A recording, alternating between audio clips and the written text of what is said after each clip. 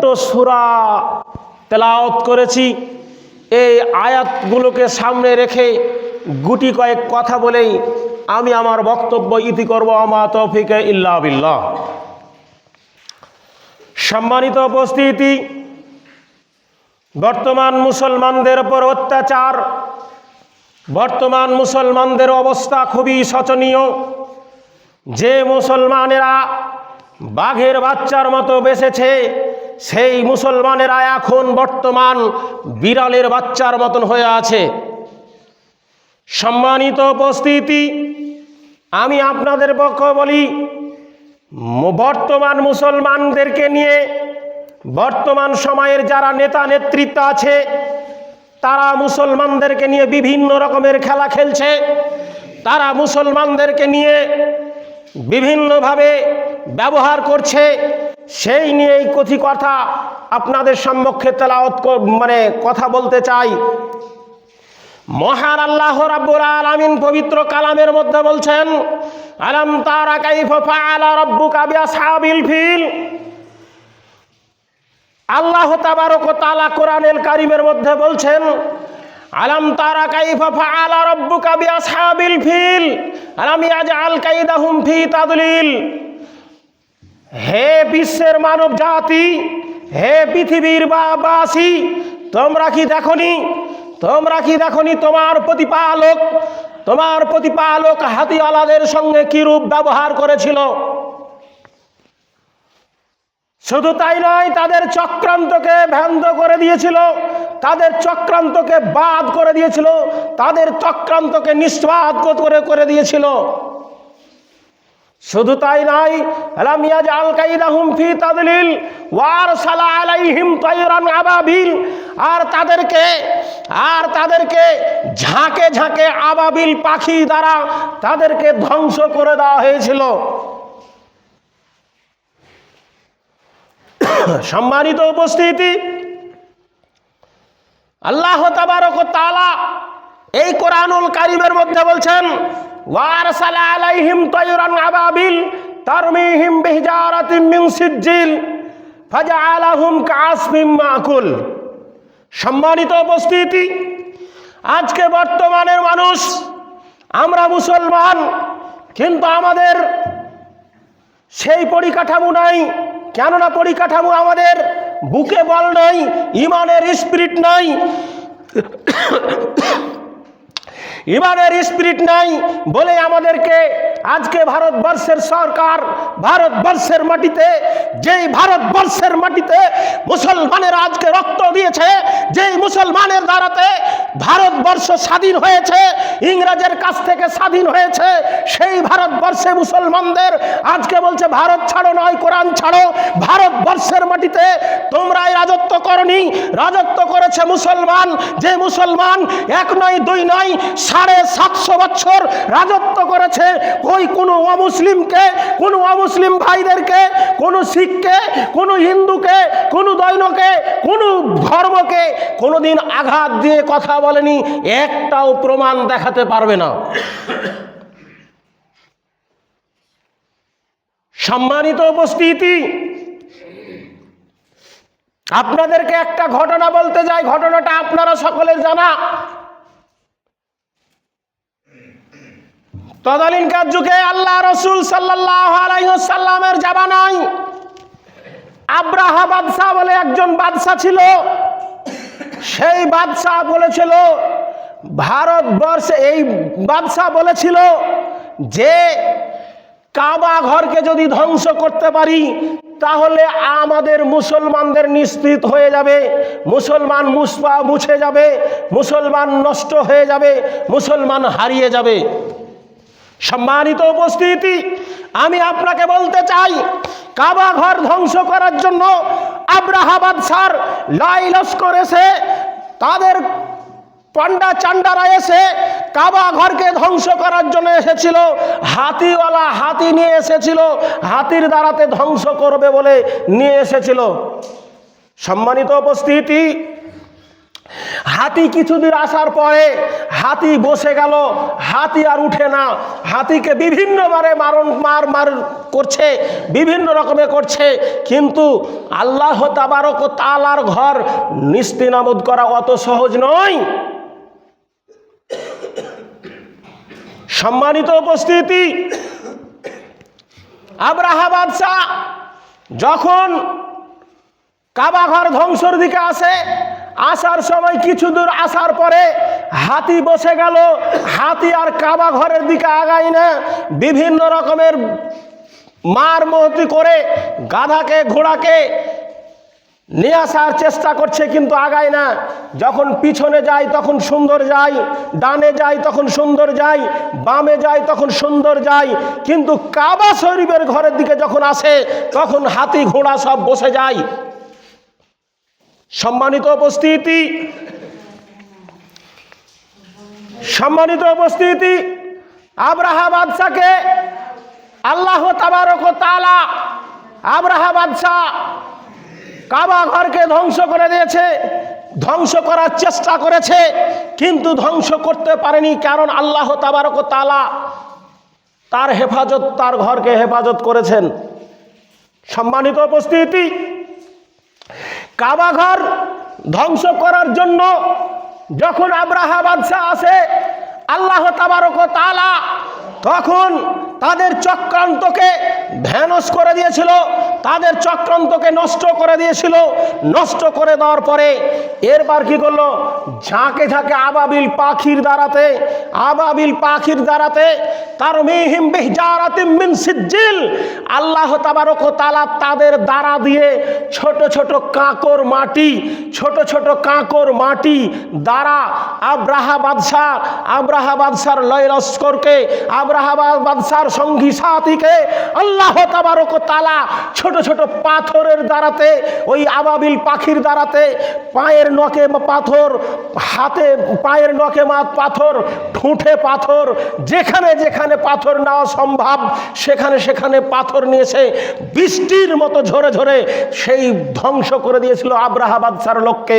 সম্মানিত উপস্থিতি, আজকে সেই রকম ভাবে আজকে ভারতবর্ষের মাটিতে, যে ভারতবর্ষ আজকে আমাদেরকে আমরা স্বাধীনতা করেছি, আমাদের ভারতবর্ষের মাটি আমরা স্বাধীন করেছি, সেই ভারতবর্ষের মাটিতে আমরা আজকে বসবাস করতে পাচ্ছি না, আমাদের ওপর অত্যাচার। সম্মানিত উপস্থিতি, আজকে দেখেন ভারতবর্ষের ইতিহাসগুলোকে তছনছ করে শেষ করে দিয়েছে। আজকে ভারতবর্ষের মাটিতে মুসলমানদের ওপর অত্যাচার চলছে। আপনি জানেন না, আপনাদেরকে আমি বলতে চাই, আপনারা সকলেই জানেন 2002 সালে গুজরাটের মাটিতে একটা ট্রেনের বগি, একটা ট্রেন পুরো পুড়িয়ে দেওয়া হয়েছে, আপনারা সকলেই জানেন। কে করেছে? এই ভারতবর্ষের সরকার করেছে। তখন মুখ্যমন্ত্রী ছিল, ওই গুজরাটের মুখ্যমন্ত্রী ছিল, যিনি এখন মুখ্যমন্ত্রী আছেন, যিনি এখন প্রধানমন্ত্রী আছেন, তিনি ছিলেন তখনকার মুখ্যমন্ত্রী ওইখানকার, কিন্তু তখন ওইভাবে নষ্ট করেছিল ভারতবর্ষের প্রধানমন্ত্রী। আজকে জানেন, কিছুদিন আগে আপনারা জানেন ভারতবর্ষের মাটিতে এনআরসি বলে একটা জিনিস চালু করেছিল। এনআরসির কাগজের জন্য আপনি আমি সকলেই ছুটাছুটি করেছি। আমরা 650 বছরকার কাগজ খুঁজেছি, 60 বছর 70 বছরকার কাগজ আমরা খুঁজে হয়রান হয়ে গেছি। আজকে জানেন আসামের মাটিতে এনআরসি চালু করা হয়েছিল, এনআরসি করা হয়েছিল 100টার মধ্যে 90% মানুষ অমুসলিমেরাই ধরা পড়েছে, মুসলিমেরা 10% ধরা পড়েছে। কথায় আছে, যার লেগা খুঁড়ি মাটি সেই, মানে কথায় একটা আছে প্রবাদ,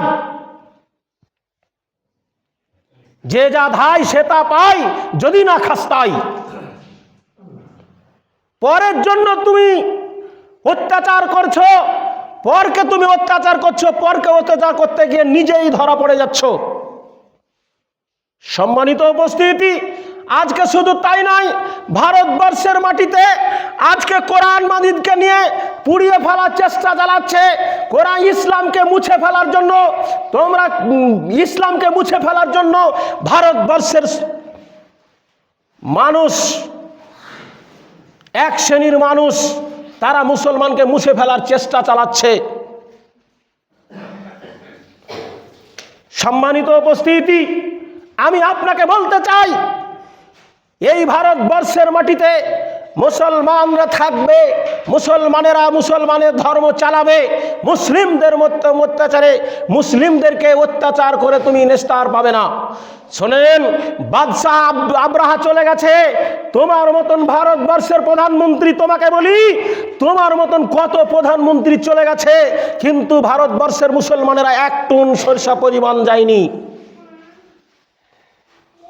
শুনুন সম্মানিত উপস্থিতি, ভারতবর্ষের মাটিতে, এই ভারতবর্ষের মাটিতে মুসলমানদের এখনো, আমাদের মুর্শিদাবাদে আছে যে এখনো একটা মসজিদ, একটা মন্দির একই জায়গাতে আছে, একই দেওয়ালের কাছে আছে। তুমি যতই ফাটল ধরাও কেন, কিন্তু আমরা আমাদের পাড়া প্রতিবেশী, আমরা আমাদের গ্রামবাসী, আমাদের হিন্দু, মুসলিম, জৈন, খ্রিস্টান সবাই আমরা একই রকম বসবাস করব। কিন্তু তুমি যতই ফাটল ধরাও না কেন, কিন্তু তুমি ফাটল ধরাতে পারবে না। সম্মানিত উপস্থিতি, আমি আপনাকে বলতে চাই, এই ভারতবর্ষের মাটিতে সাদ্দাম, সকলেই জানেন, ঈদের দিনে ফাঁসি হয়েছিল। মুসলমানদেরকে এইভাবে ধ্বংস করা হচ্ছে, এইভাবে অত্যাচার করা হচ্ছে। কিছুদিন আগে আপনার দেখেন, মুসলিম আলেমদেরকে ধরে ধরে বিভিন্ন জায়গায় অত্যাচার অপচার করে চলছে। সম্মানিত উপস্থিতি, আজকে আমরা জেগে উঠতে পারিনি। মুসলিম, তুমি জাগো, তোমার ধর্মকে মিটিয়ে দেওয়ার জন্য অমুসলিমেরা, এক শ্রেণীর মানুষেরা, তারা জেগে গেছে। আজকে RSS এর দলেরা ভারতবর্ষের মাটিতে মুসলমানদের ওপর অত্যাচার, ভারতবর্ষের মাটির ওপর অনাচার, অবিচার আজকে চালিয়ে যাচ্ছে। সম্মানিত উপস্থিতি, আমি আপনাকে বলতে চাই যে আমরা ভারতবর্ষে, আল্লাহ তাবারক ওয়া তাআলা বলছেন, ওয়াসামি হাওয়াতাসমু হাবিলিল্লাহি জামিয়াও, তোমরা জুমে জুমে থাকো, তোমরা জুদা জুদা হয়ো না, তোমরা আলাদা আলাদা হয়ো না। অতএব আমরা আমাদের মুসলিম কন্ট্রিকে, আজকে মুসলমান আমরা নিজেকে নেতা তৈরি করতে পারলাম না। মুসলিম যে একটা মানুষের হাতে হাত দিয়ে, একজন মানুষের নেতা নেতৃত্বে আজকে আমরা চলতে শিখলাম না। আজ মুসলমানদের অবস্থা কি হয়েছে? সম্মানিত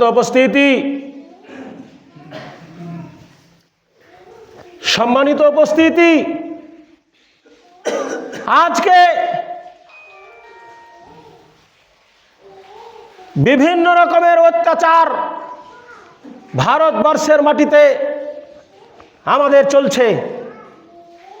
কখনো বলছে আজান বন্ধ করো, কখনো বলছে সালাত আদায় করতে দেব না, কখনো মসজিদ ভেঙে দিব না। আপনারা জানেন, পৃথিবীতে মালদা আদিনা মসজিদ আমরা সকলেই জানি, সকলেই চিনি। ওই মসজিদখানার ওপর অত্যাচার চালাচ্ছে, কিন্তু এখন পর্যন্ত পায়নি। শুধু তাই নয়, দিল্লির জামে মসজিদের উন্নতি, দিল্লি জামে মসজিদকে ভাঙার কম্পন করেছে। তারা বলেছে দিল্লির জামে মসজিদের সিঁড়ির তলে আমাদের মূর্তি আছে। বিভিন্ন নিউজ পেপার আমরা পড়ি কি পড়ি না জানি না, কিন্তু আমি নিজেই দেখি, নিজে দেখেই আমি খবর পাই। শুধু তাই নয়, একজন নেতা, একজন বলিউডের ভালো নেতা, নাম আমি করছি না, সে লোকটা বলছে মুর্শিদাবাদের মুসলমানদেরকে কেটে ভাসিয়ে দেওয়া হবে, এইরকম কথাও বলেছে।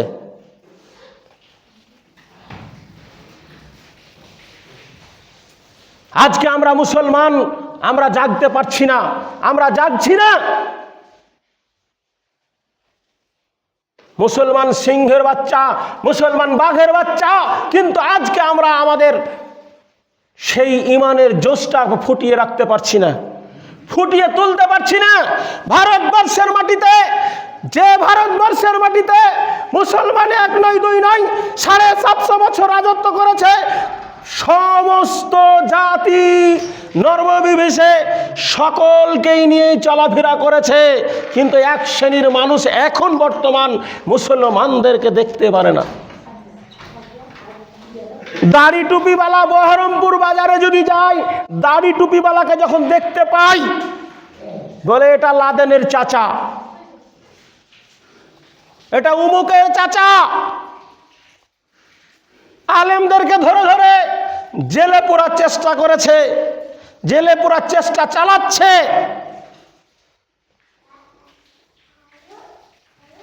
শুধু তাই নয়, ভারতবর্ষের মাটিতে কোরআনের ওপরে অত্যাচার চালিয়ে যাচ্ছে। আমরা জানি লকডাউন ব্যবহার করেছিল, শুধু কিচ্ছু নয়, কিচ্ছু নয়, শুধু একটা গ্যাস ছেড়েছিল চীনের মধ্যে, ওই গ্যাসে মানুষকে মেরে ফেলার চেষ্টা চালাচ্ছিল।